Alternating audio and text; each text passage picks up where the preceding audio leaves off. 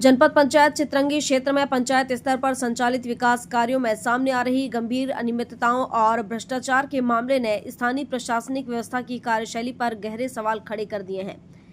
स्थिति यह है कि निर्माण कार्यों, मनरेगा और अन्य शासकीय योजनाओं में गड़बड़ियों के स्पष्ट आरोपों के बावजूद जिम्मेदार अधिकारी एसडीओ की ओर से अब तक कोई ठोस या प्रभावी कार्रवाई नहीं आई है।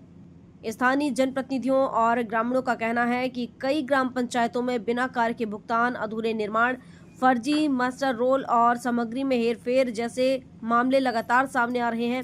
चिंताजनक पहलू यह है कि इन शिकायतों के बावजूद न तो नियमित निरीक्षण की व्यवस्था दिखाई दे रही है और न ही निष्पक्ष जांच सुनिश्चित हो पा रही है। इससे यह संदेह गहराता जा रहा है कि कहीं न कहीं प्रशासनिक स्तर पर मिलीभगत के चलते सरकारी राशि का दुरुपयोग हो रहा है।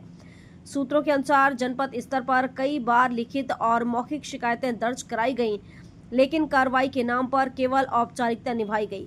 न तो दोषियों पर कठोर दंडात्मक कार्रवाई हुई और न ही भ्रष्टाचार पर अंकुश लगाने के लिए प्रभावी कदम उठाए गए।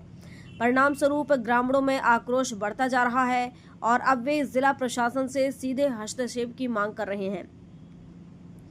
इस पूरे मामले में एसडीओ की भूमिका भी सवालों के घेरे में है। यह आवश्यक हो गया है कि यह जांच की जाए कि निरीक्षण में लापरवाही, शिकायतों को अनदेखा करने या दबाने में उनकी क्या जिम्मेदारी रही है। यदि समय रहते जवाबदेही तय नहीं की गई तो पंचायत स्तर पर विकास कार्यों की पारदर्शिता और गुणवत्ता दोनों पर गंभीर असर पड़ सकता है। अब देखना यह होगा कि प्रशासन इससे बढ़ते असंतोष को गंभीरता से लेते हुए क्या ठोस कदम उठाता है या फिर यह मामला भी अन्य मामलों की तरह फाइलों में दबकर रह जाएगा। चित्रंगी से ओमकार द्विवेदी की रिपोर्ट।